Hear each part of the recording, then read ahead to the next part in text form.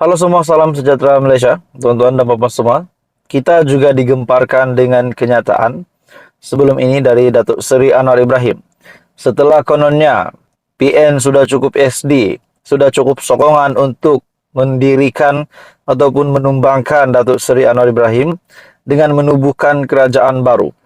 Persoalannya saudara-saudara, mana ahli parlimen, mana senarai ahli parlimen yang mencukupkan kerusi PN, mencukupkan PN bersama dengan gabungan-gabungan yang lain untuk membentuk kerajaan baru, menumbangkan Perdana Menteri. Pada akhirnya Datuk Seri Anwar Ibrahim umum satu kejutan. Bagi saya ini pasti mengejutkan Mahyadin Yassin. Di mana dalam sebuah artikel, Syahbudin.com telah membuat satu artikel di mana ini adalah kenyataan Perdana Menteri sendiri. Kalau betul ada cukup nombor, bawa usul ke parlimen. Anwar cabar pembangkang. Wow, inilah yang paling berani, paling sejati. Perdana Menteri berani menyatakan kepada pembangkang bahwa kalau cukup SD, cukup sokongan, cukup ahli parlimen untuk membentuk kerajaan. Perdana Menteri mencabar pembangkang supaya bawa usul itu ke parlimen. Perdana Menteri meminta pembangkang membuktikan jumlah sokongan yang didakwa diperoleh mereka bagi menubuhkan kerajaan pada sesi parlimen akan datang.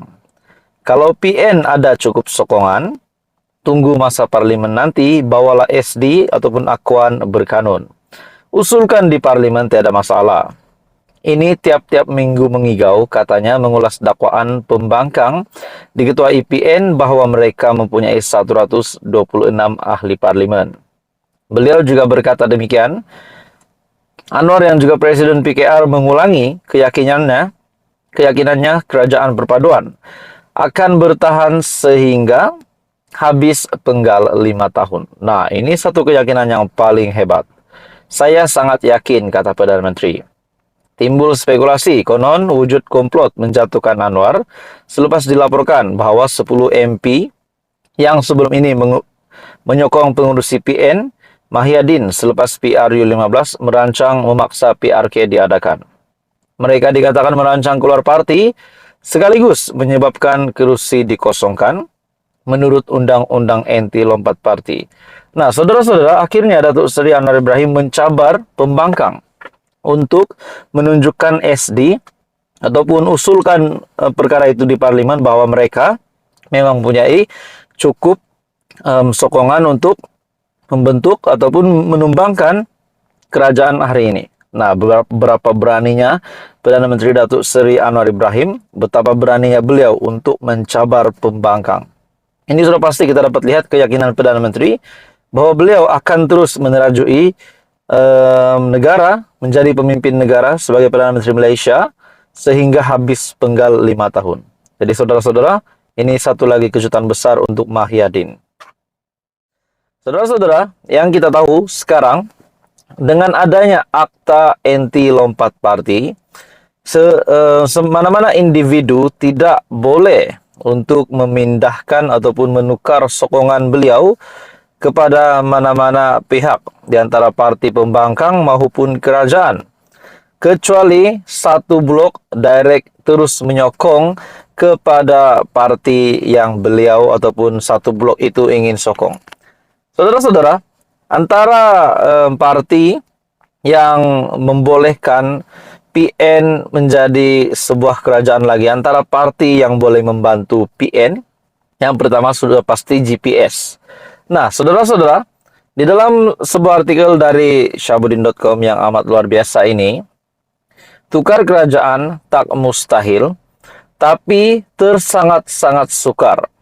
Mungkin boleh jadi kenyataan jika pemimpin Sarawak diangkat calon Perdana Menteri. Nah, saudara-saudara, tuan-tuan dan bapak semua, kalau benar PN yang ada 70 lebih kerusi hari ini, 74 kerusi kalau kita silap, kalau benar mereka ingin menubuhkan kerajaan, mereka memerlukan beberapa lagi buah kerusi, lebih kurang 74, lebih kurang 50 ataupun 40 lebih kerusi lagi untuk membentuk kerajaan. Sekurang-kurangnya mencukupkan 112 kerusi. Nah, jadi persoalannya, siapa yang PN boleh tawarkan untuk memberikan sebuah ataupun satu jawatan, sekiranya contohnya menawarkan GPS, sekiranya PN menawarkan GPS untuk menyokong ataupun mereka bersama-sama di dalam membentuk kerajaan, apa yang mereka boleh tawarkan? Adakah Muhyiddin Yassin dan Hadi Awang sanggup untuk menawarkan Perdana Menteri dari Sarawak? Nah, disebabkan kita tahu Perikatan Nasional adalah baru mempunyai 74 kerusi dan memerlukan sokongan beberapa kerusi lagi. Jadi, saudara-saudara, di dalam sebuah artikel dari Syahbudin.com, beliau menyatakan, dalam hal ini, mahu tidak mahu, sebagai permulaan, Perikatan Nasional mesti mampu memancing dan meyakinkan GPS di Sarawak, yaitu sebanyak 23 ahli parlimen dan GPS 6 ahli parlimen, serta warisan 6 ahli parlimen. Maafkan saya, bukan GPS, tapi GRS 6 ahli parlimen, tapi di dalam artikel ini menyatakan GPS. Serta warisan 3 ahli parlimen di Sabah, untuk mengumumkan penarikan sokongan mereka kepada kerajaan perpaduan.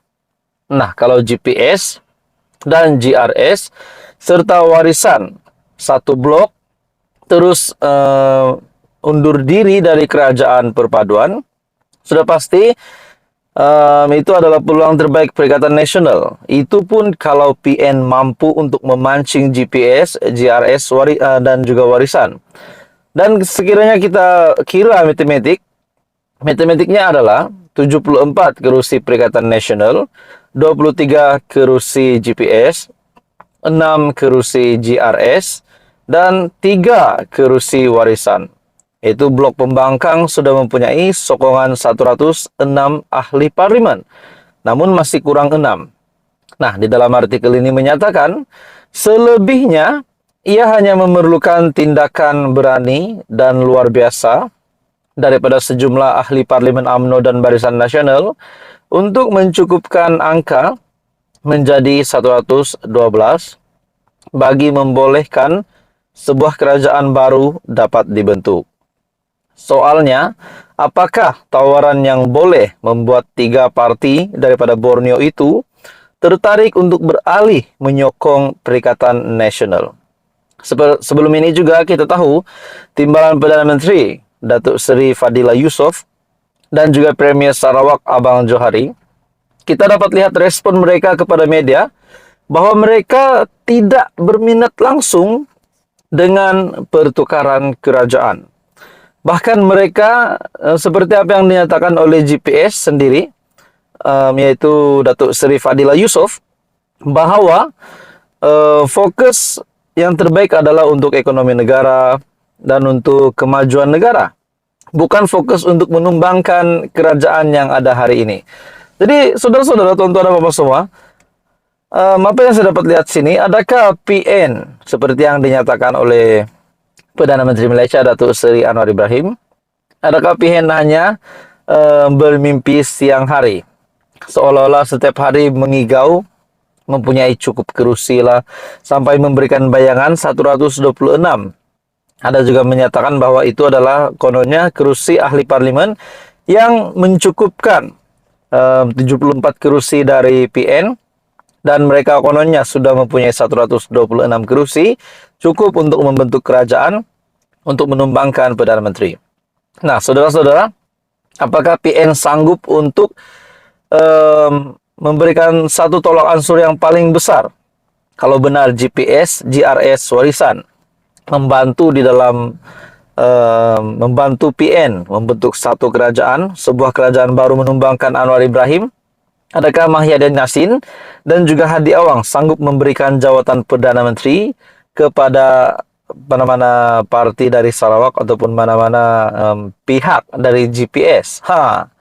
Jadi sudah pasti ini mengejutkan. Disebabkan hari ini pun kita tahu PH yang bersama-sama dengan GPS pun, GPS mendapat em, jawatan ataupun mendapat tingkat yang sama, yaitu sekarang mereka, yaitu GPS, wakil dari GPS, Datuk Seri Fadila Yusof pun sekarang adalah timbalan Perdana Menteri.